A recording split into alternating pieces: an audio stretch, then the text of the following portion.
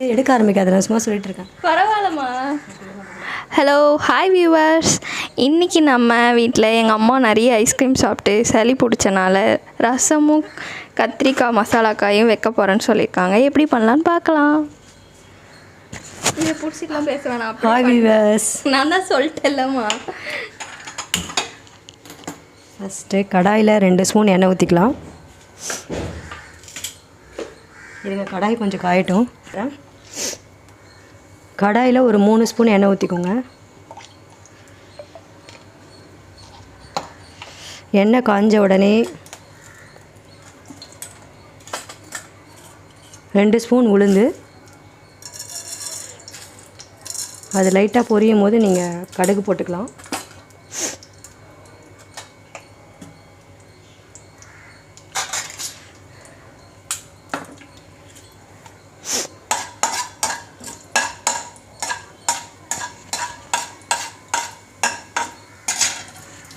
கடுகு ஒரு 2 ஸ்பூன் போட்டுக்கோங்க. சீரகம் ஒரு 1/2 ஸ்பூன் போதும்.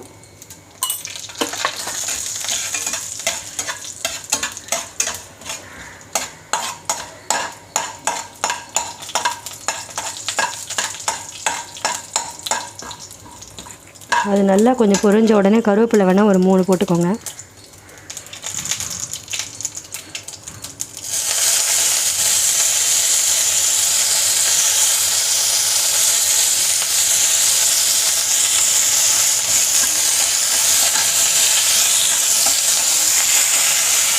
நறுக்கி வச்சுருக்க ஒரு 3 வெங்காயம்,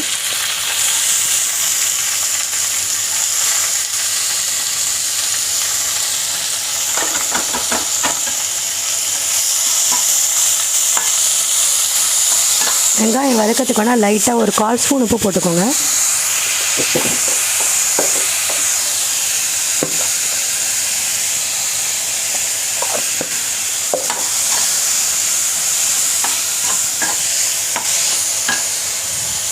எண்ணெய் பத்தலைன்னா இன்னும் கொஞ்சம் ஊற்றிக்கலாம்.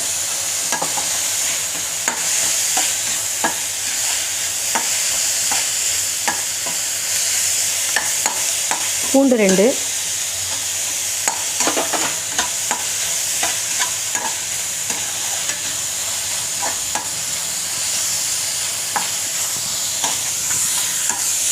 இதுக்கு தேவையான பொருட்கள் என்னென்ன நான் ஃபஸ்ட்டு மென்ஷன் பண்ணாமல் இருக்கலாம், இருந்தாலும் இப்போ சொல்கிறேன். கடுகு, உளுந்து, சீரகம், 2 பூண்டு, பொடியாக நறுக்கி வச்சுருக்க 2 வெங்காயம், 3 தக்காளி, கருவேப்பிலை, கொத்தமல்லி, கத்திரிக்காய், முருங்கைக்காய். அது இல்லாமல் நீங்கள் மசாலாலாம் உங்களுக்கு தேவையான அளவு நீங்களே போட்டுக்கலாம், காரத்துக்கு தகுந்த மாதிரி. இப்போ வெங்காயம் லைட்டாக வதங்கினோடனே தக்காளி போட்டுக்கோங்க. கொஞ்சம் வதங்கியிருக்கு.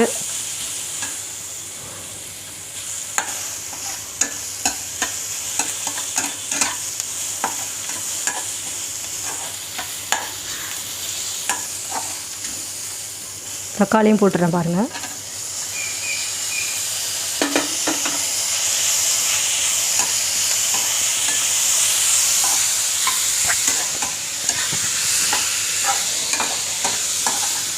சளி பிடிச்சவங்க தான் இந்த ரசம் சாப்பிட்ணுன்னு இல்லை, இந்த மழை டைம்லேயும் ரசம் சாப்பிட்டா இன்னும் நல்லாயிருக்கும். அதுக்காக தான் இந்த ரசம் பண்ணேன். அதான் ரசமும் இந்த மசாலா காயும் பண்ணலான்ட்டு ரசத்துக்கு நான் பிளான் போட்டிருக்கேன்.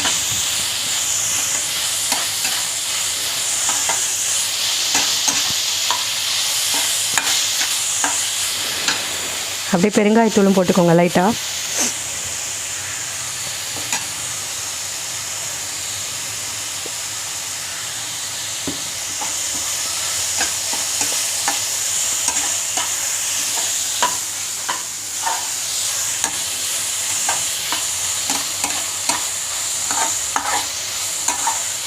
இதுக்கு தேவையான மிளகாத்தூளும் நீங்கள் இப்போயே ஆட் பண்ணிக்கலாம்.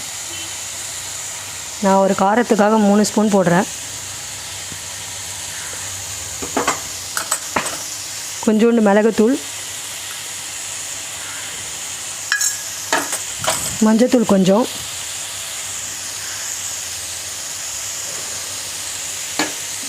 இப்போ கத்திரிக்காய் முருங்கைக்காய்க்கு எவ்வளோ உப்பு தேவையோ அதையும் இப்போ நீங்கள் இப்போ ஆட் பண்ணிடலாம். இப்போவே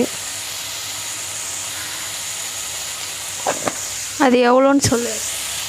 அதுக்கு தேவையான அளவு 2 ஸ்பூன் அது காய்க்கு தகுந்த மாதிரி ஆட் பண்ணணும். அது இல்லாமல் சில்லி பவுடர் கொஞ்சம் 1/4 ஸ்பூன் இருந்தால் போதும். இன்னும் கொஞ்சம் எண்ணெய் ஊற்றிக்கோங்க இந்த தக்காளி வெங்காயம் வதங்கிறதுக்காக.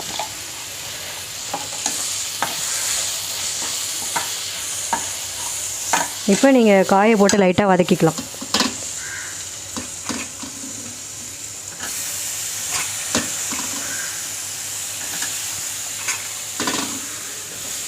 வதக்கிட்டு தண்ணி ஊற்றுனீங்கன்னா அது வேகத்துக்கு கொஞ்சம் கரெக்டாக வந்துடும்.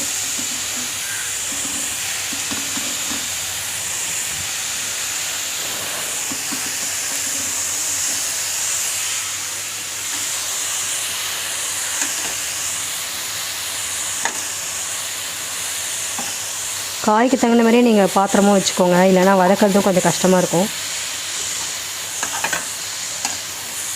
இப்போ நீங்கள் தேவையான அளவு தண்ணி ஆட் பண்ணிக்கலாம்.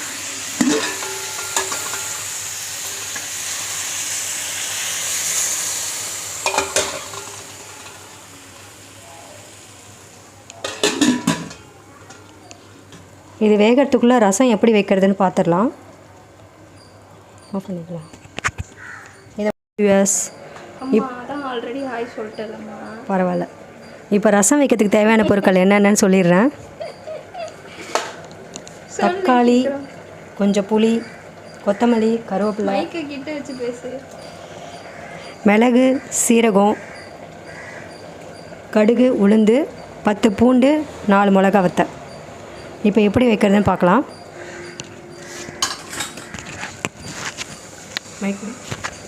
ரசம் கொஞ்சம் குயிக்காக வைக்கணும்னு நினைக்கிறவங்களுக்கு இது ஈஸியாக இருக்கும். நீங்கள் புளியை வந்து சுடு தண்ணியில் ஊற வச்சிட்டிங்கன்னா டக்குன்னு கரைச்சிடலாம். தக்காளியை வந்து நான் எப்படி அரைச்சி இது பண்ணுறேன்றது பாருங்கள்.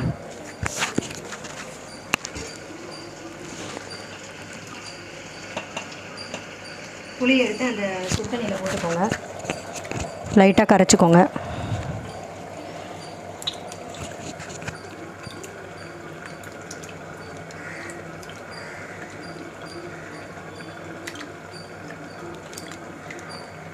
கொஞ்சமாக அதில் நறுக்கி வச்சுருக்க கொத்தமல்லியும் போட்டுக்கோங்க, 2 கருவேப்பிலையும் அதில் உருவி போட்டுக்கோங்க கரைக்கும் போது.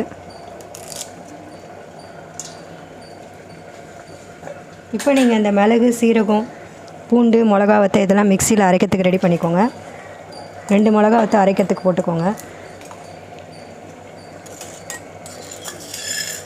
மிளகு உங்களுக்கு காரத்துக்கு தகுந்த மாதிரி நான் இப்போ 2 ஸ்பூன் போட்டிருக்கேன். சீரகம் ஒரு 2.5 ஸ்பூன் போதும். பூண்டு வந்து ஒரு 10 வச்சுருக்கேன், அதையும் நீங்கள் போட்டுக்கலாம். இதை லைட்டாக அரைச்சிட்டு நெக்ஸ்ட் வேணால் இது கூட தக்காளி சேர்த்துக்கோங்க அரைக்கும் போது.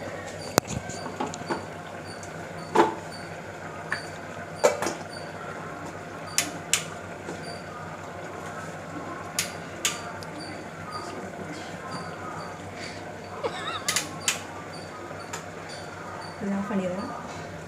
காரம்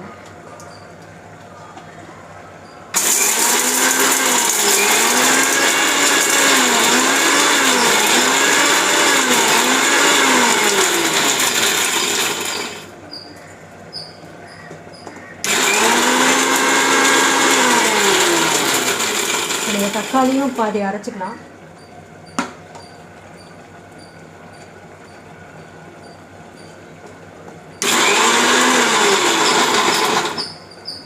அதில் கொஞ்சத்தை வேணால் நீங்கள் ரசத்தில் போட்டுக்கோங்க.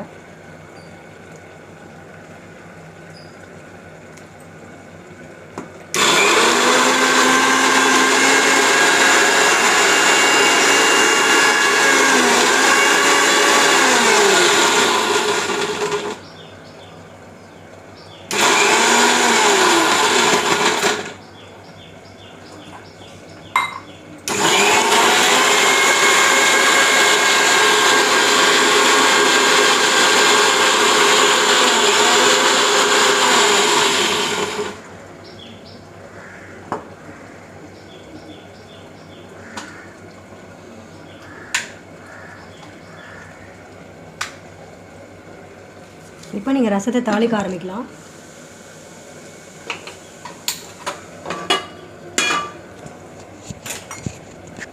தாளிக்கு என்னென்ன பண்ணணும்? தாளிக்கிறதுக்கு முதல்ல கடாய் காஞ்சோடனே எண்ணெய் ஊற்றுறேன் பாருங்கள்.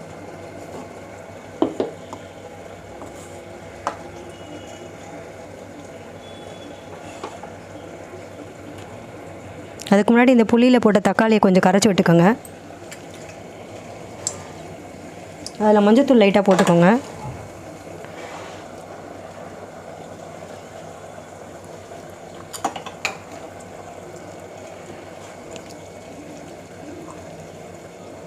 உப்பு எங்கே இருக்குது? உப்பையும் தேவையான அளவு போட்டுக்கோங்க.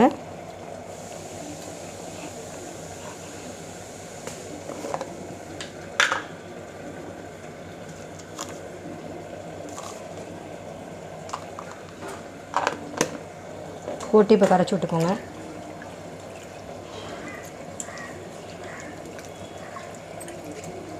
இப்போ தாளிக்கிறதுக்கு கடாய் உங்களுக்கு ரெடி ஆகிடுச்சு.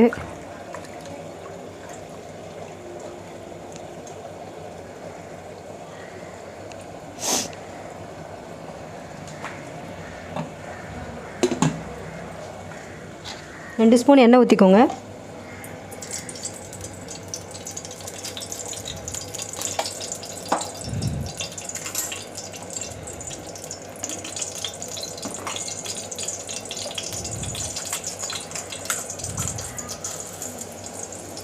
உளுந்து 1 ஸ்பூன்,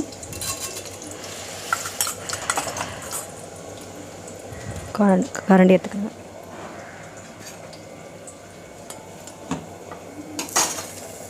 கடுகு ஒரு ஸ்பூன் போட்டுக்கோங்க போதும்.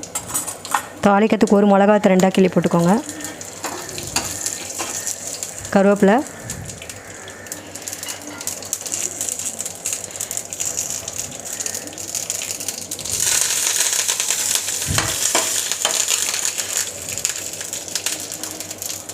பெருங்காயத்தூள் கொஞ்சம் போட்டுக்கோங்க. நீங்கள் அரைச்சி வச்சுருக்க அந்த மிளகு சீரக விழுதை இதில் கொட்டிடுங்க.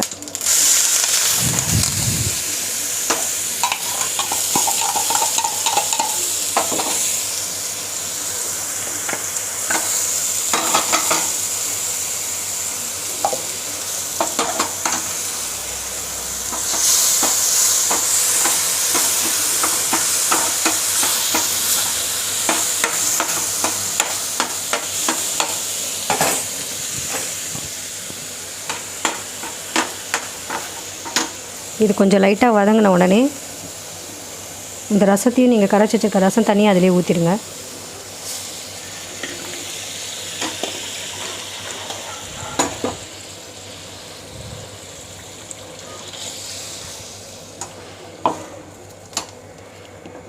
ரசத்தை மட்டும் எப்பயுமே கொதிக்க வச்சிடாதீங்க. லைட்டாக ஒரே ஒரு கொதி வந்தால் போதும். ரொம்ப கொதிச்சா ரசத்தோட வாசனை போயிடும்.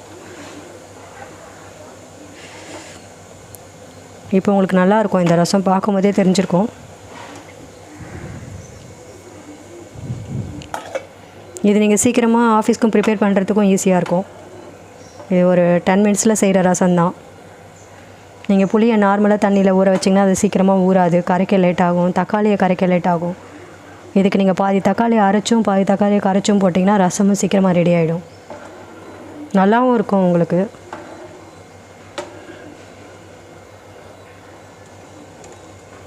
ஒரே ஒரு கொதி வந்தோடனே டக்குன்னு ஆஃப் பண்ணிட்டு மூடிடுங்க உடனே. அப்போ தான் ரசம் உங்களுக்கு கமகமன்னு வாசனையாக இருக்கும். இப்போ அந்த மசாலா காய் பண்ணிட்டு இருந்தோம் பாருங்கள், அது எவ்வளோ வெந்திருக்குன்னு இப்போ பார்க்கலாம்.